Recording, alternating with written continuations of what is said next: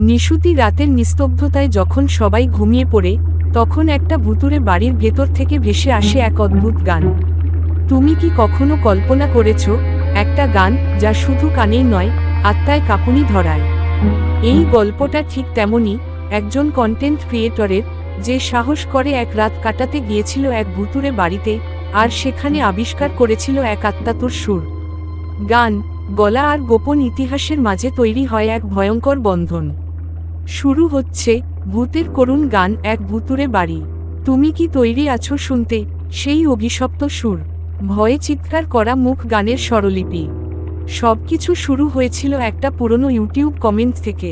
রুদ্র ভাই, আপনি যদি সত্যিই সাহসী হন, তাহলে এক রাত কাটান নয়াবাড়িতে।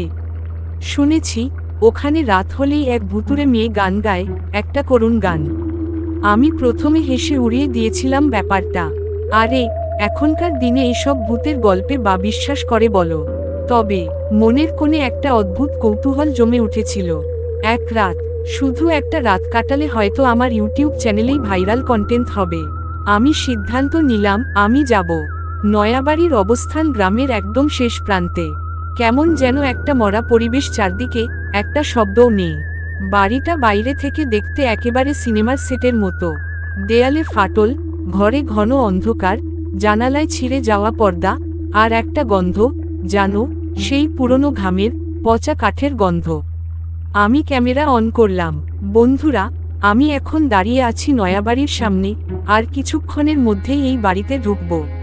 কেমন লাগে জানবো, আর শুনবো সেই ভুতুড়ে গান। অন্ধকার ঘরটায় ঢুকতেই হঠাৎ দরজা পিছনে ধাস করে বন্ধ হয়ে গেল। কে কে ওখানে? আমি চেঁচিয়ে উঠলাম, কিন্তু কেউ ছিল না। রাত তখন প্রায় 12টা। আমি ঘরের এক কোণে ক্যামেরা সেট করে চুপচাপ বসেছিলাম। হঠাৎ একটা সুর ভেসে এলো, লাগে না মন, ঘরে যে কেউ নাই, জল ঝরে চোখে, ফেরে না ভাই।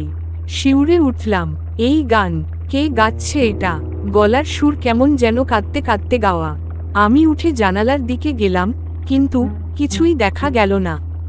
শুধু বাতাসে যেন হঠাৎ এক নারীর গন্ধ ভেসে এলো, চন্দন মিশ্রিত, অথচ একেবারে মৃত। দেয়ালে একটা পুরনো ছবি, এক তরুণী, কপালে লাল টিপ, চোখে একরাশ দুঃখ, নিচে নাম লেখা নীলা। নীলা, এই নামটাই তো গানেও বলা হয়েছিল। আমি ছবিটা ধরতে না ধরতেই বাতাস যেন হঠাৎ ঠান্ডা হয়ে উঠল। ঘরের মধ্যে নিঃশব্দে কে যেন হাঁটছে, পায়ের শব্দ, ঘুঙুরের মতো, চিন চিন। নীলা, তুমি কি এখানে আছো? আমি ধীরে ধীরে প্রশ্ন করলাম। আর ঠিক তখনই এক নারী কণ্ঠের ফিসফিসানি, তুমি গান শুনতে চেয়েছিলে না, এবার শুনো আমার কান্না। ঘরের ভেতরে হঠাৎ নিঃশব্দে জ্বলে উঠল একটা মোমবাতি। আমি জ্বালাইনি। সে আলোয় স্পষ্ট দেখা গেল, ঘরের ঠিক মাঝখানে দাঁড়িয়ে আছে এক মেয়ে। সে একদৃষ্টিতে আমার দিকে তাকিয়ে আছে, চোখে জল, চুল ভেজা, মুখে ফর্সা একটা আলো, কিন্তু সেই মুখের কষ্ট বলতে পারবো না, বুক ফেটে যায় যেন। আমি গলা শুকনো করে জিজ্ঞেস করলাম, তুমি তুমি কি নীলা? সে কাঁপা কাঁপা গলায় বলল, হ্যাঁ, আমি সেই নীলা, যার গান কেউ শুনতে চায়নি। এখন সবাই শোনে, কিন্তু ততদিনে আমি মরে গেছি। আমার পা ঠান্ডা হয়ে গেল। কিন্তু তুমি কেন গান গাও এখনো? এত করুণ সুর, কেন এত কষ্ট? সে মৃদু হেসে বলল, কারণ এটা শুধু গান না, এটা আমার সাপ। নীলার গলা কাঁপছিল, কিন্তু সে বলছিল, আমি একদিন গান গাইতাম এই বাড়িতে। আমার বাবা ছিলেন জমিদার, গান পছন্দ করতেন না। তিনি বলতেন, ভদ্রঘরের মেয়েরা গায় না। কিন্তু আমি গাইতাম চুপি চুপি। একদিন এক উৎসবে আমি গেয়েছিলাম, সবাই তালি দিয়েছিল, আর সেই রাতেই বাবা আমার গলা কেটে দিয়েছিল। আমি চিৎকার করে উঠলাম, কি বলছো তুমি? তোমার তোমার বাবা তোমায় খুন করেছিল? হ্যাঁ। তার চোখে জলের ধারা, আমার গলা দিয়ে রক্ত পড়ছিল, আর আমার গান থেমে গিয়েছিল চিরদিনের জন্য। তবে আমার আত্মা সেই গান থামাতে পারেনি। আমি গাই, এখনো গাই। যারা শুনতে আসে তাদের মনও ভেঙে যায়। কারণ এই গান কান্না নয়, এটা এক পিশাচিনী আত্মার আর্তনাদ। আমি আর থাকতে পারছিলাম না। আমি ক্যামেরা তুলে নিলাম, দরজার দিকে ছুটে গেলাম, কিন্তু দরজা বন্ধ, একদম শক্ত করে আটকে গেছে। হঠাৎ করেই দেয়াল জুড়ে লেখা শুরু হলো, তুমি গান চেয়েছিলে, এখন আমায় সঙ্গ দাও। ঘরটা যেন ঘুরতে লাগলো। ছাদ থেকে নেমে এলো এক ছায়া, ছায়ার ভেতরে সেই কাঁদতে থাকা মুখ। আর গান, ফিরে চাও না কেউ, হারায় যায় সব স্বপ্ন। আমি মাথা ধরে বসে পড়লাম। না, না, আমি শুধু একটা ভিডিও করতে এসেছিলাম। আমি কাউকে কষ্ট দিতে আসিনি। কিন্তু সেই গলা, তুমি এসেছো, এখন ফিরে যাওয়া মানা। হঠাৎই আমার মনে পড়ল, ছবির নিচে একটা পুরনো চিঠি দেখা গিয়েছিল। আমি দৌড়ে আবার সেই দেয়ালের কাছে গেলাম।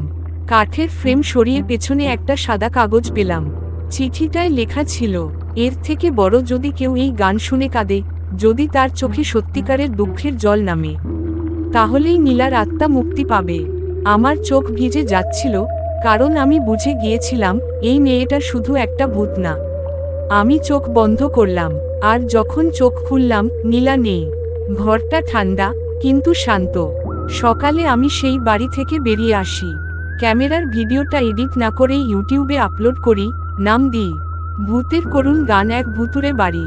ভিডিও ভাইরাল হয়ে যায়, লক্ষ লক্ষ লোক দেখে, আর এক অদ্ভুত ব্যাপার ঘটে। সবাই বলে তারা শেষে সেই গান শুনে কেঁদে ফেলেছে। তাদের চোখের জলই হয়তো মুক্তি দিয়েছে নীলাকে। আর আমি এখনো রাতে কান পাতলে হাওয়ার ভেতর শুনি সেই সুর। ঘরে কেউ নাই, তুমি কি আমার গান শুনছো? আমি ভেবেছিলাম সব শেষ, নীলার আত্মা মুক্তি পেয়েছে, ঘরটা শান্ত, ভিডিও ভাইরাল, দর্শকদের চোখে জল। সবকিছু ঠিকঠাক, তাই তো? কিন্তু ঠিক এক সপ্তাহ পর আমার ফোনে একটা অজানা নাম্বার থেকে কল আসে। হ্যালো, ওপাশ থেকে কাপা গলা। আমি থমকে যাই। কিন্তু কেন? আমি তো শুধু একটা সত্যি গল্প তুলে ধরেছিলাম। ওপাশ থেকে সে বলে, গল্প নয়, গানটা সেই করুণ গান। ও বারবার শুনছে, কাঁদছে, তারপর ঘুমোচ্ছে না। আর গতকাল রাতে সে বলেছে নীলা আমার পাশে দাঁড়িয়েছিল। আপনি বলুন এটা কি হচ্ছে? আমি আবার সেই ভিডিওটা চালিয়ে দেখলাম, কিন্তু এবার আমি কিছু অদ্ভুত খেয়াল করলাম। ভিডিওর এক জায়গায়, যেখানে আমি বসে কান্না করছিলাম, নীলার ছায়া যেন একটু নড়ে উঠছে। না, আমি তো তখন একাই ছিলাম। তবে এটা কি? আমি কমেন্টে নজর দিলাম, কেউ লিখেছে, আমি গানটা বারবার শুনছি, মনে হচ্ছে কেউ আমার ঘরের কোনায় দাঁড়িয়ে আছে। আরেকজন লিখেছে, আমার ঘুমে সেই গান বাজে, আর জানালার পাশে সাদা একটা ছায়া ঘোরে। তবে সবচেয়ে ভয়ঙ্কর কমেন্টটা ছিল, গানটা শোনা থামাও, নয়তো তুমি ওর জায়গায় থাকবে। এটা বুঝতে আর বাকি রইল না, নীলা মুক্তি পায়নি, সে এখন ডিজিটাল অভিশাপের রূপ নিয়েছে।